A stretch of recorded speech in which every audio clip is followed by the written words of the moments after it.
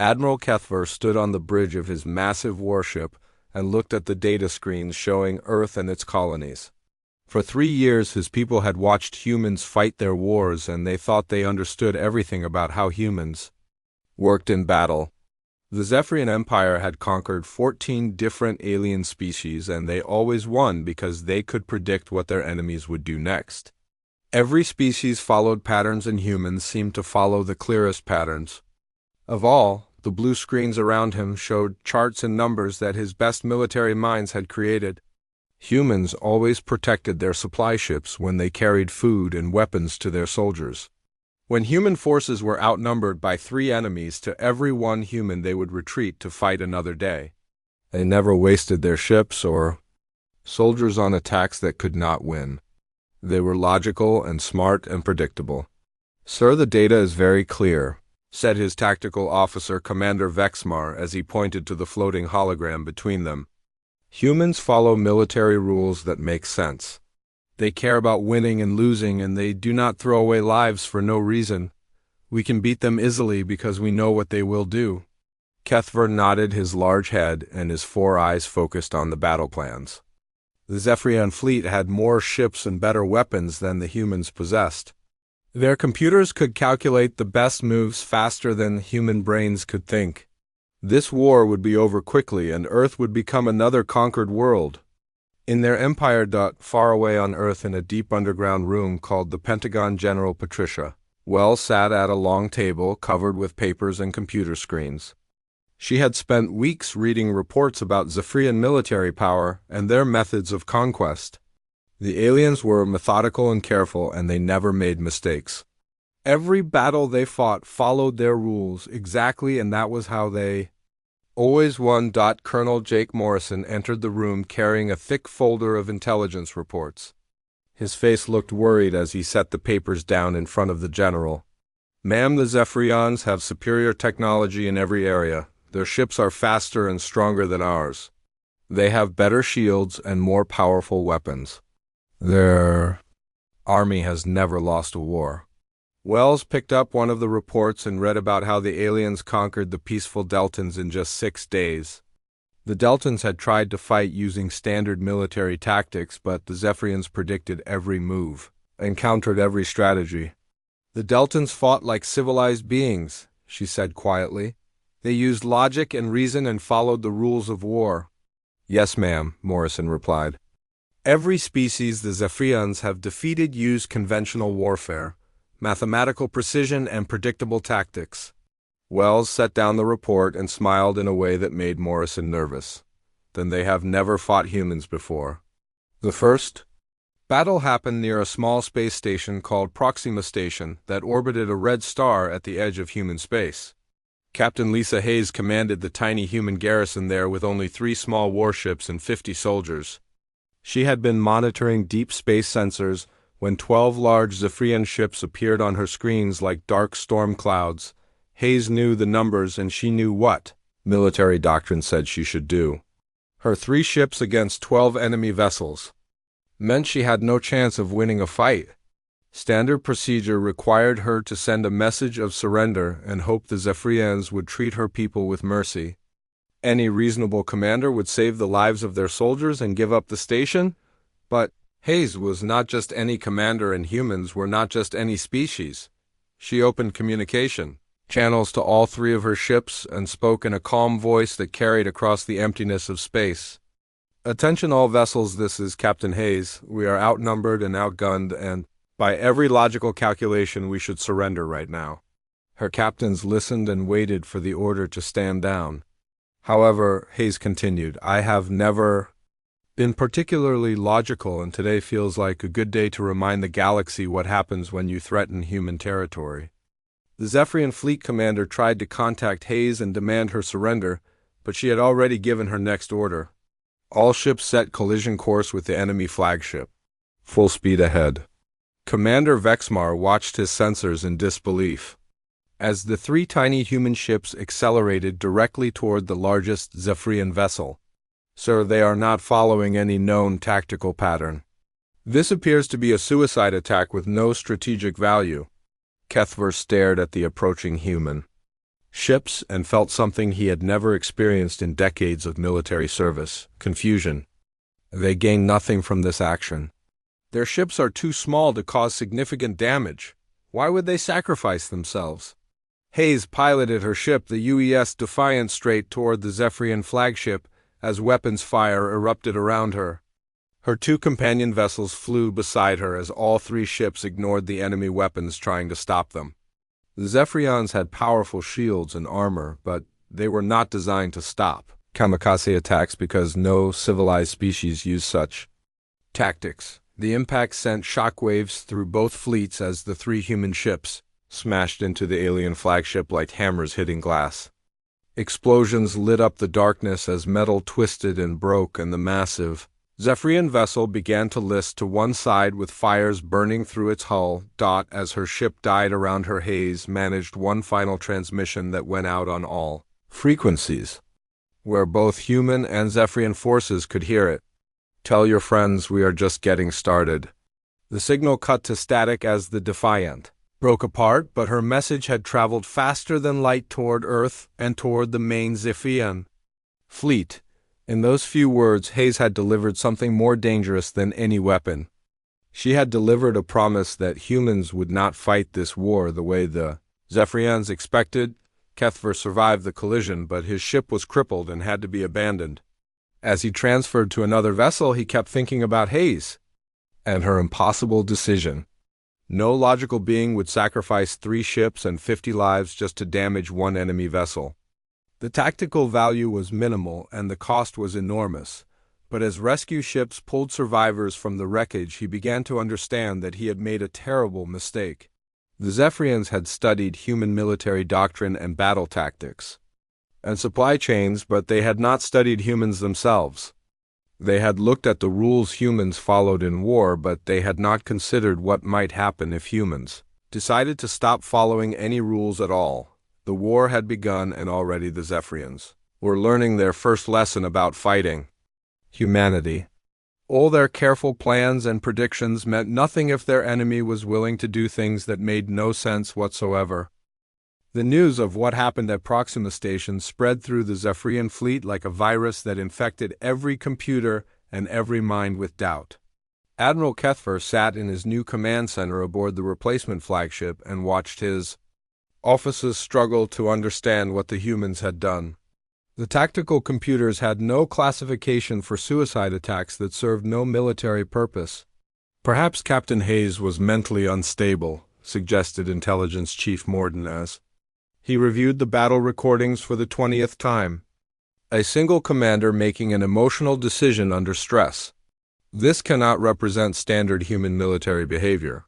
Kethver wanted to believe this explanation, but something deep in his mind warned him that he was missing something important about human nature.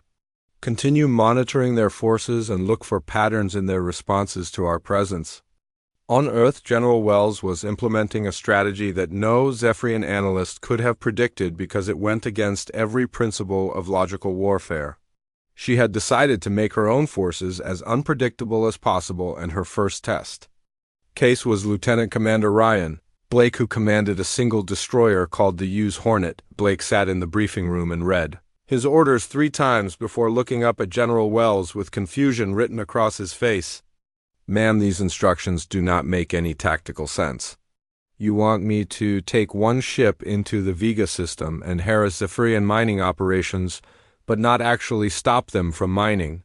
"That is correct, Commander," Wells replied with the kind of smile that made experienced officers nervous. "Your mission is not to achieve any strategic objective. Your mission is to be annoying, ma'am. The Zephyrians are expecting us to make sense, Commander Blake. Every species they have conquered has followed logical military doctrine and used rational tactics. I want you to go out there and be as completely irrational as possible while still following the basic safety protocols that will keep you alive." Blake accepted his orders even though they violated everything he had learned at the military academy. 2 days later, his ship arrived in the Vega system, where a large Zephyrian mining operation was extracting valuable minerals from the asteroid belt. Instead of attacking the mining ships or their escorts, Blake did something that left the alien workers completely bewildered. He started playing music at maximum volume on every radio frequency the Zephyrians used for communication. The songs were not military marches or intimidating war chants. Blake had chosen the most ridiculous collection of Earth music he could find in the ship's entertainment database. Polka music mixed with children's songs and ancient rock ballads, while his communications officer added commentary like a radio disc jockey from old Earth broadcasts. Good morning, Vega System. This is Human Radio coming to you live from the UES Hornet, where we are bringing you the greatest hits of Earth civilization. This next song goes out to all the Zephyrian miners, who are probably wondering what the heck we are doing out here. The mining ships tried to change frequencies, but Blake's crew had powerful transmitters that could overwhelm their communications on every channel. Worse than the music were the other things Blake decided to broadcast. Cooking shows where humans discussed the proper way to prepare various Earth foods. Comedy routines that made no sense to alien minds. Poetry readings and weather reports from cities that did not exist. When the music finally stopped, the Zephyrian mining coordinator thought the humans had finished their strange psychological attack. Instead, Blake announced the beginning of what he called Operation Glitter Bomb, and his ship began launching small pods toward the mining vessels. The pods exploded harmlessly, but released clouds of tiny reflective particles that sparkled in the light of Vega's sun. The particles were completely harmless, but they stuck to everything and interfered with sensors and visual equipment. Worse yet, the glitter seemed to get everywhere, and Zephyrian workers found it impossible to remove from their equipment or their bodies. What is the tactical purpose of these sparkly particles? Demanded mining supervisor Kelthresh as he tried to clean glitter from his workstation. His subordinates had no answer, because there was no tactical purpose. The glitter served no military function except to be incredibly annoying and difficult to clean up. It made routine work frustrating and turned the serious business of resource extraction into something that felt like a bizarre human celebration. Blake's masterpiece came when he managed to hack into the mining operations computer systems. Instead of stealing data or causing damage, he reprogrammed their automated systems to translate all work orders and technical specifications into ancient Earth poetry. Suddenly, every instruction for operating heavy mining equipment was written in the style of Shakespeare or delivered as haikus. To drill or not to drill, that is the question, appeared on screens that should have shown mineral density readings. Equipment maintenance schedules were delivered as limericks, and safety warnings became sonnets. The Zephyrian workers found themselves unable to function effectively because their computers insisted on describing asteroid composition in flowery language that made no practical sense. Simple commands like "increase power to drill number 7" became elaborate poems about the beauty of mechanical precision and the romance of mineral extraction. Meanwhile, in another part of human space, Colonel Amy Foster was preparing for what looked like a standard assault on a Zephyrian military outpost on the planet Kepler 442b. The aliens had established a fortified base there and were using it to stage attacks on human supply convoys.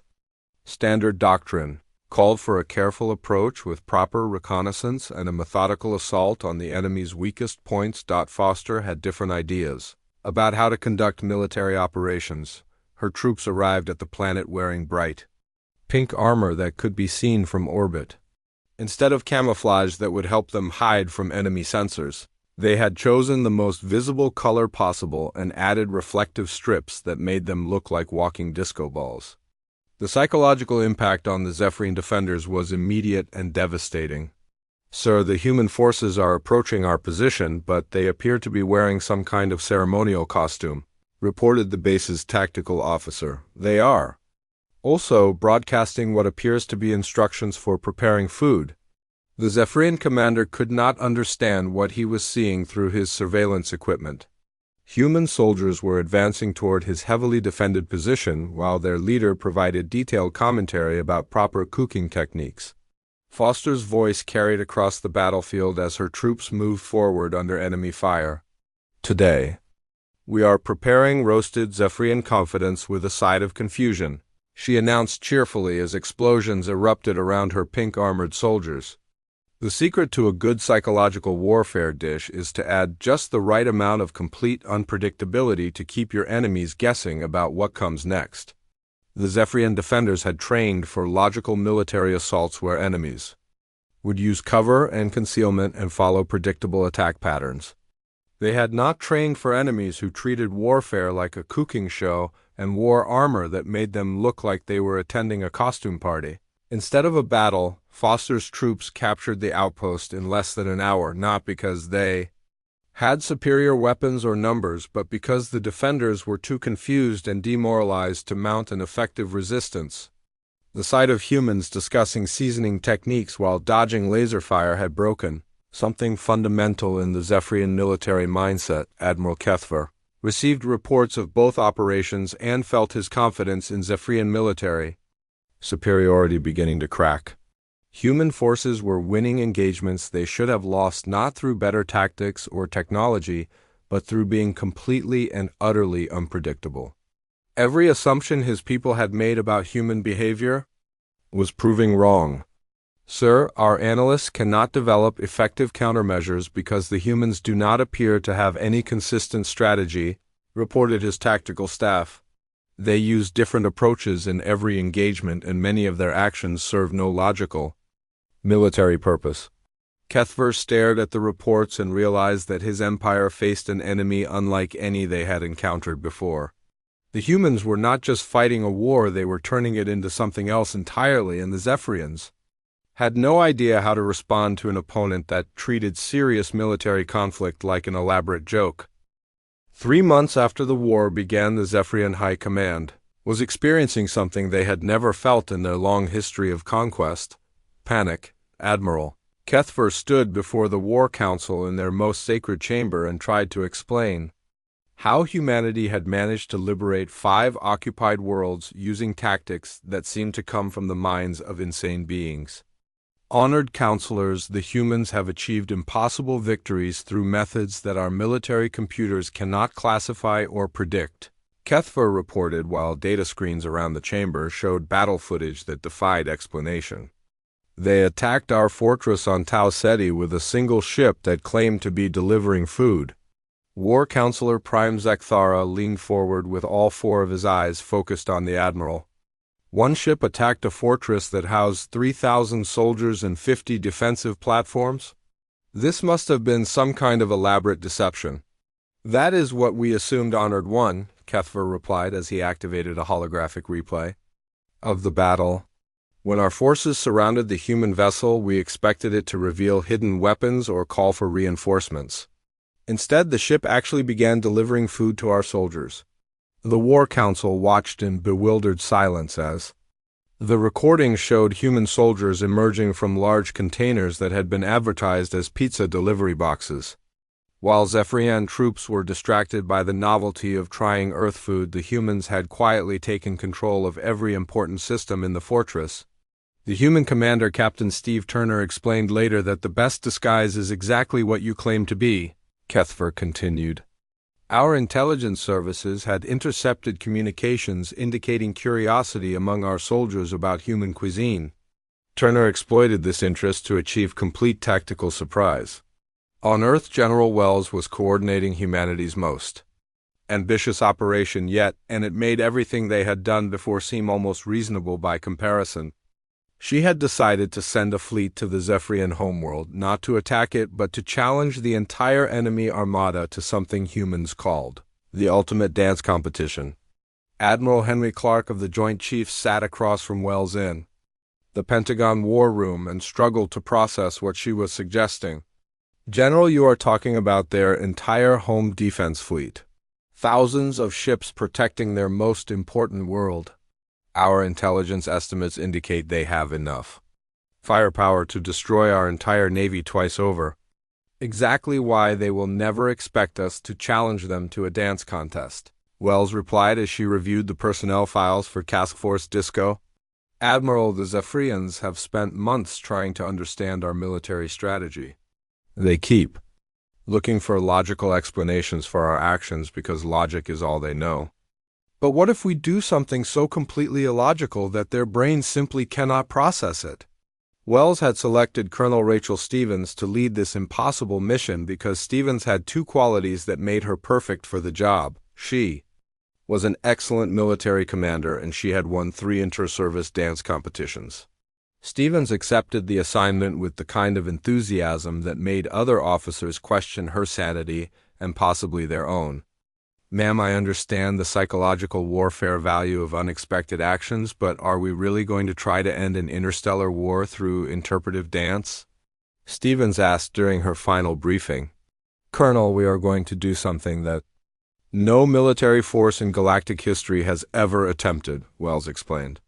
"We are going to be so absolutely ridiculous that our enemies forget why they were fighting us in the first place." Task Force Disco spent 2 weeks in intensive choreography training instead of weapons practice. Professional dance instructors were brought in to teach military officers how to perform complex routines in zero gravity while operating spacecraft. The sight of battle-hardened soldiers practicing ballet moves in spacesuits became legendary among human forces. Meanwhile, Major Ben Rodriguez was implementing what he called Operation Rubber Duck throughout Zephyrian space. His plan was elegantly simple and completely insane. Rodriguez had convinced command to deploy thousands of bright yellow inflatable rubber ducks in star systems occupied by Zephyrian forces. "Major, can you explain the tactical purpose of these rubber ducks?" asked his commanding officer during a mission review. "Sir, the rubber ducks serve no tactical purpose whatsoever," Rodriguez replied with complete honesty. "That is exactly the point. The Zephyrians will spend enormous amounts of time and resources trying to figure out why we put rubber ducks everywhere. They will assume the ducks are bombs or surveillance devices or some form of advanced psychological warfare. But they are just rubber ducks. Yes, sir, just rubber ducks. The most harmless and pointless objects in the universe. The Zephyrians will drive themselves crazy trying to understand why we deployed them, and that confusion will tie up their intelligence services for months." Rodriguez was absolutely correct in his assessment. Zephyrian scientists and military analysts spent countless hours studying the rubber ducks and testing them for hidden functions. They examined the yellow plastic for toxins and searched for concealed electronics and analyzed the chemical composition to look for biological weapons. The ducks squeaked when pressed and floated in water, and served no purpose beyond being cheerful yellow bath toys. This complete lack of function made them more mysterious to the Zephyrian mind than any actual weapon could have been. Task Force Disco arrived at the Zephyrian homeworld just as their analysts were publishing a 1,000-page report on possible rubber duck tactical applications. Colonel Stevens opened communications with the massive enemy fleet that surrounded their planet like a protective shell of metal and weapons. "Attention Zephyrian Home Defense Force, this is Colonel Stevens commanding. Task Force Disco," she broadcast on all frequencies. "We have come here today to challenge you to settle this conflict the human way through the power of interpretive dance and really good music." Admiral Vorthka, commander of the Home Fleet, stared at his communication screen and wondered if the translation software was malfunctioning. "Repeat your last transmission, human vessel. Did you say you wish to resolve our military conflict through dancing?" "That is correct, Admiral," Stevens replied cheerfully. "We challenge your entire fleet to the ultimate dance-off, winner takes all. If we win, you leave human space alone forever. If you win, we surrender unconditionally." Vorthka looked around his bridge at officers who seemed as confused as he felt. This must be some form of elaborate tactical deception. Humans cannot possibly believe that dancing has any military application. But Stevens and her 300 ships began their performance anyway. The human fleet moved in perfect synchronization, performing an elaborate space ballet to music that had been popular on Earth for centuries. Ship formations flowed and spun through complex patterns that painted geometric designs across the starfield. The sight was so unexpected and so impossibly beautiful that the Zephyrian fleet simply stopped what they were doing and watched. Some alien pilots found themselves unconsciously trying to copy the movements as their ships drifted in formation around the dancing humans. "Sir, what are our orders?" asked Vorthka's tactical officer as the human ships continued their performance. The admiral had no orders for this situation because no military manual in Zephyrian history contained procedures for responding to enemy forces that challenged you to dance competitions.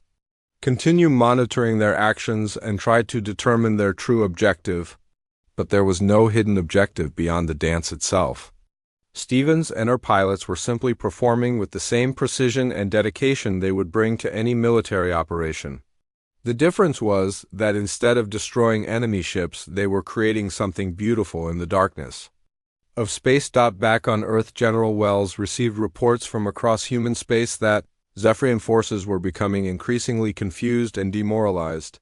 Their military computers could not process human tactics that made no logical sense, and their commanders were paralyzed by the impossibility of predicting what humans might do next. Captain Nick Parker had been selected for the most important diplomatic mission in human history. He would travel to meet with Zephyrian leadership and attempt to negotiate an end to the war. His orders were unlike any diplomatic instructions ever issued by a human government. "Captain, your mission is to be as confusingly human as possible," Wells explained during their final meeting.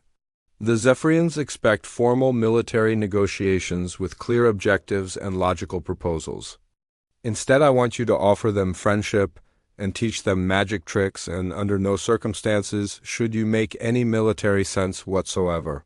Parker grinned as he reviewed his mission supplies, which included Earth chocolate and a collection of human comedy movies and a pet hamster named Mr. Whiskers.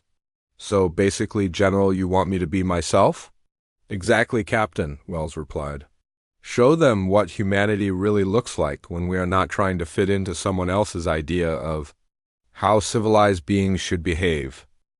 The meeting between Captain Parker and the Zephyrian leadership took place on a neutral space station that orbited a dead star halfway between Earth and the alien homeworld.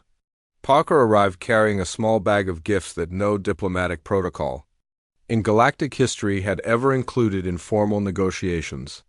The Zephyrian delegation expected serious military discussions about surrender, terms, and territorial boundaries, and instead found themselves listening to a human explain the cultural significance of comedy while a small furry animal ran endless circles in a spinning wheel. "Honored delegates," Parker said as he set Mr. Whiskers' cage on the conference table between them, "I have brought you some examples of human culture that I think will help you understand why this war has been so confusing for your people." Admiral Kethver studied the items Parker had placed before them. Chocolate bars that smelled sweet and strange. Small silver discs that Parker claimed contained movies, which were apparently moving pictures with sound that told stories. And the small creature called a hamster that seemed to have unlimited energy for running nowhere. "Captain Parker, we are here to discuss military matters," Kethver said carefully. "The terms of human surrender and the future administration of your colonies?" Parker opened one of the chocolate bars and broke off pieces which he offered to the Zephyrian officers.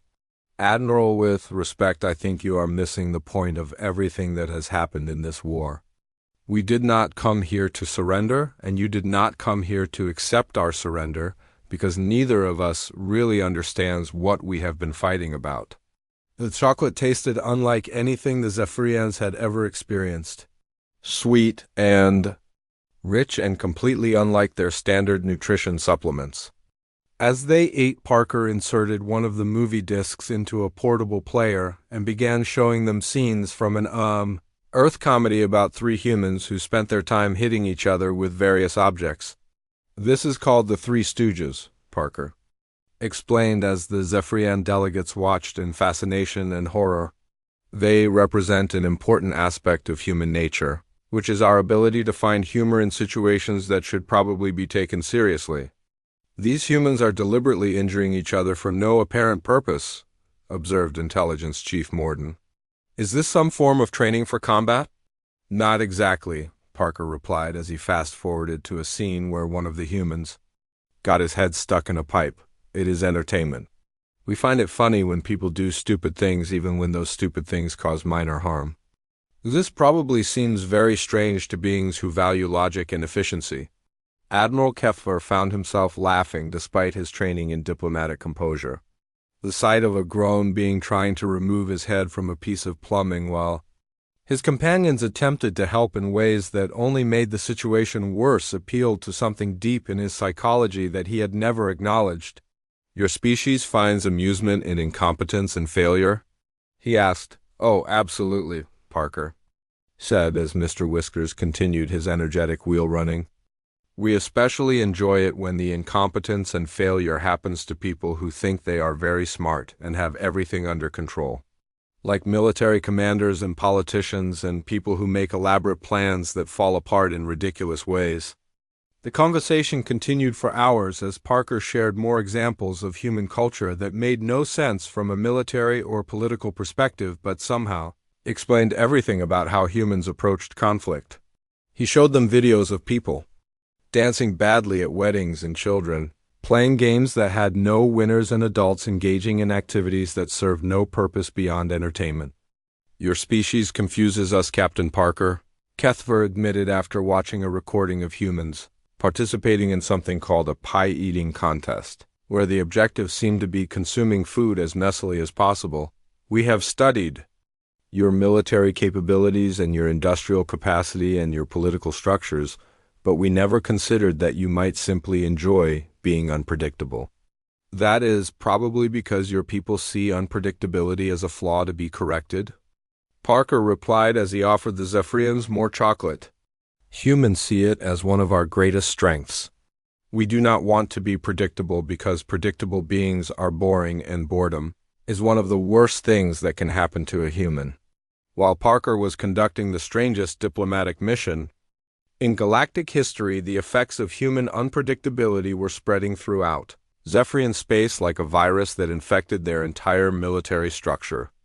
Reports reached Admiral Kethver of increasingly bizarre human victories that defied every principle of conventional warfare. Commander Jenna Wright had conquered the Rigel system by challenging the local Zephyrian governor to a food-eating contest. The governor had accepted what he thought was a formal duel only to find himself attempting to consume Earth hot dogs faster than a human female who seemed to have an unlimited capacity for processed meat products. Wright won after eating 47 hot dogs in 10 minutes, and the demoralized governor surrendered his entire star system rather than face the humiliation of losing additional food-based competitions. Lieutenant Paul Davis had taken control of the Volf 359 system through an epic rock-paper-scissors tournament that lasted for 6 hours and 347 rounds. The Zephyrian commander had initially dismissed the contest as a simple game of chance, but gradually realized that Davis was employing psychological tactics that turned random selection into an art form. The lieutenant studied his opponents' patterns and preferences and breathing rhythms until he could predict which symbol the alien would choose with uncanny accuracy. "How do we fight an enemy that treats war like a collection of games?" Kethver asked Parker as they shared another meal of Earth chocolate and Zephyrian nutrient paste. "You do not fight us, Admiral," Parker replied as Mr. Whiskers paused in his running to clean his whiskers with tiny paws. "You join us. The thing about humans is that we do not really want to conquer anybody. We want to make friends and share our weird culture and learn about other beings who might have different ways of being weird. But your people have defeated our forces in dozens of engagements." "We have confused your forces in dozens of engagements," Parker corrected. "There is a difference. When humans win a fight, it is usually because we convinced our opponents that fighting was not nearly as interesting as doing something else instead." The truth of this statement was becoming clear throughout the war zone as human tactics evolved beyond simple unpredictability into something that resembled social interaction more than military conflict. Human commanders were not just defeating Zephyrian forces, they were making them question why they had wanted to fight in the first place. Colonel Stevens and Task Force Disco had completed their space ballet performance and were now teaching basic dance moves to young Zephyrian pilots who had volunteered to learn. The sight of alien warriors attempting to perform the electric slide while floating in zero gravity had become the most popular entertainment in both fleets. Major Rodriguez had expanded Operation Rubber Duck to include other harmless but mysterious objects. Zephyrian intelligence services were now analyzing birthday party balloons and plastic lawn flamingos and garden gnomes that appeared randomly throughout their territory. The aliens had developed elaborate theories about the tactical significance of decorative yard ornaments that would have amused human children, Captain. Turner had opened several pizza delivery franchises on worlds that had been conquered by Zephyrian forces. The alien soldiers initially suspected the restaurants were cover for human military operations, but gradually realized that Turner simply enjoyed teaching other species how to appreciate Earth cuisine. The pizza was genuinely delicious and came with no hidden agenda beyond spreading the joy of properly prepared Italian food. "Your people are not warriors," Admiral Kethfer said as he watched Parker teach card tricks to a group of Zephyrian officers. "You are something else entirely." "We are humans," Parker replied as he made a playing card disappear and reappear behind Kethfer's audio receptor. "We fight when we have to, and we make friends when we can, and we try to have fun regardless of what else is happening around us. The reason this war has been so confusing for your people is that you expected to fight soldiers, but instead you encountered humanity." The Zephyrian admiral was beginning to understand that his empire had made a fundamental error in their assessment of human nature. They had studied human military capabilities without considering that humans might not be primarily military beings. The creatures sitting around this conference table sharing food and laughter were not defeated enemies, they were potential friends who happened to be very good at avoiding defeat through methods that no military academy had ever taught. The war ended not with explosions or surrender ceremonies, but with the largest potluck dinner in galactic history. What had started as Captain Parker's diplomatic mission had evolved into something unprecedented as word spread throughout both human and Zephyrian forces that the two species were actually getting along quite well when they stopped trying to kill each other and started sharing food instead. Admiral Kethfer stood in what had once been a Zephyrian command center but was now decorated with colorful streamers and filled with the mingled aromas of Earth barbecue and Zephyrian spice cakes. Around him, human and alien soldiers sat together at long tables, sharing meals and swapping stories about their respective homeworlds. The sight would have been impossible to imagine just weeks earlier when both sides had been preparing for a fight to the death. General Wells arrived from Earth aboard her flagship and found herself sitting across from Kethfer at a table covered with dishes from both civilizations. The Zephyrian admiral looked different somehow, as if the constant tension of military command had been replaced by something resembling curiosity about the universe beyond warfare. "General Wells, I have studied military strategy for 43 cycles of my homeworld," Kethfer said as he attempted to use human utensils to eat what Captain Parker had called potato salad. "I understand logistics and supply chains and the psychology of conquest and the mathematics of fleet deployment. But I do not understand how you won this war by losing every conventional engagement." Wells smiled as she watched Lieutenant Davis teach a group of young Zephyrian soldiers how to play poker using colorful plastic chips instead of military equipment. "Admiral, I think you were fighting the wrong war from the beginning. You came here expecting to face human military doctrine, and instead you encountered humanity itself. What is the difference? Military doctrine is predictable because it follows rules that make sense," Wells explained as she served herself some Zephyrian fruit that tasted like a combination of oranges and cinnamon. "Humanity is not predictable because we do not always follow rules that make sense. We follow our instincts and our emotions and our sense of humor, and sometimes we do things simply because they seem like a good idea at the time." Colonel Stevens approached their table still wearing her Task Force Disco uniform, which had become legendary throughout both fleets. "Admiral Kethfer, some of your pilots are requesting advanced lessons in what they call the electric slide. Apparently they want to organize their own dance competition." The Zephyrian commander's mandibles clicked in what Parker had taught him was the human equivalent of laughter. 6 months ago, such a request would have been inconceivable. Now I find myself curious about this electric slide and wondering if My own people might benefit from learning to express themselves through coordinated movement. Across the station, the real victory was becoming apparent to anyone who cared to look. The war had not ended because one side had defeated the other, but because both sides had discovered something more interesting than fighting. Commander Rodriguez was demonstrating the proper way to make rubber. Ducks squeaked to a group of Zephyrian engineers who had spent months analyzing the mysterious yellow objects. Captain Turner was teaching alien food service workers the secret to proper pizza dough preparation. Major Wright was organizing the first interspecies hot dog eating contest in galactic history. "Your people do not just fight wars, General Wells," Kethver observed as he watched human and Zephyrian children playing together with Mr. Whiskers, who had become the unofficial mascot of the peace process. "You transform them into something else entirely." "We transform them into opportunities," Wells corrected as she accepted a second helping of Zephyrian dessert that reminded her of chocolate cake mixed with starlight.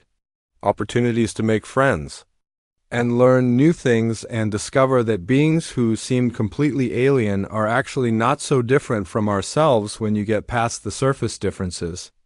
The transformation had happened gradually throughout the war zone as human tactics evolved from simple unpredictability into something that resembled elaborate social interaction. Human commanders had not conquered Zephyrian territory, they had invited Zephyrian forces to participate in activities that were more fun than military occupation. It was difficult to maintain hostile intentions toward beings who kept offering you food and teaching you games and treating warfare like an opportunity for cultural exchange. Captain Parker joined their conversation carrying a plate of mixed Earth and Zephyrian delicacies that represented the kind of cooperation that had emerged naturally once both species stopped trying to kill each other. "Admiral, the formal peace treaty has been prepared, and it includes some provisions that I think you will find interesting." The treaty was written in crayon at Parker's suggestion because he believed that important documents should be colorful and cheerful rather than boring and intimidating. The terms included annual dance competitions between human and Zephyrian fleets, cultural exchange programs that would allow young beings from both species to study on each other's worlds, and a mutual defense pact against any species that took itself too seriously to appreciate the value of friendship. "This document violates every principle of formal diplomacy," Kethver noted as he read clauses that mentioned pizza delivery services and rubber duck appreciation societies alongside more traditional matters of territorial boundaries and trade agreements. "Good," Parker replied as he offered the Admiral a purple crayon to sign his name with. "Traditional diplomacy has never prevented wars from starting, but maybe silly diplomacy will prevent them from continuing." The Zephyrian Empire officially surrendered 3 days later, but the surrender ceremony felt more like a graduation party than a military defeat. Zephyrian High Command announced that they were abandoning their policy of systematic conquest in favor of what they called aggressive friendship, which involved challenging other species to competitive eating contests and dance-offs, instead of traditional military campaigns. Years later, when military historians asked General Wells about the first rule of human warfare, she would smile and explain that humans had never actually developed rules for warfare because rules implied predictability, and predictability was antithetical to human nature. "The first rule of human warfare is that there are no rules," she would say. "We make things up as we go along, and we change our minds whenever we feel like it, and we treat serious situations as opportunities for entertainment, because life is too short to spend all your time being logical." The galaxy learned an important lesson during the Human-Zephyrian War about the difference between military superiority and actual victory. The most dangerous enemy was not the one with better weapons or smarter strategies, but the one that could make you forget why you wanted to fight in the first place. Humanity had not conquered the stars through superior firepower or advanced technology, but through superior confusion combined with an irresistible tendency to make friends with anyone willing to share a meal and laugh at ridiculous jokes. The Zephyrian military academies eventually added courses on human studies to their curriculum, but the classes were more like anthropology lessons than tactical training.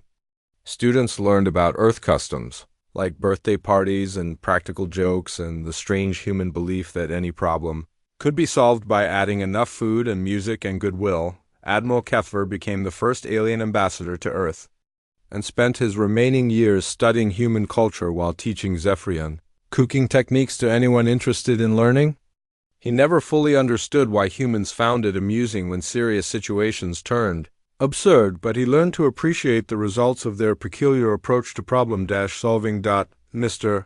Whiskers lived to be very old for a hamster and became famous throughout both civilizations as a symbol of the peace that could emerge when beings stopped trying to be logical and started trying to be kind instead. Statues of the tiny creature were erected on dozens of worlds as reminders that the smallest gestures of friendship could sometimes accomplish more than the largest military campaigns. The first rule of human warfare became a popular saying throughout the galaxy, but most species never quite understood what it meant. Humans were not rational in the way that other beings understood rationality. They were something else entirely. They were human. And that was exactly why they won every conflict that mattered by turning their enemies into friends and their battles into celebrations and their wars into the beginning of something better than anyone had imagined possible.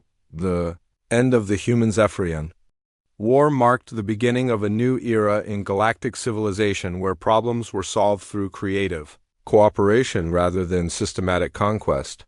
It was an era that began with rubber ducks and pizza deliveries and dance competitions, and proved that the universe was a much more interesting place when beings stopped taking themselves so seriously and started taking each other seriously instead.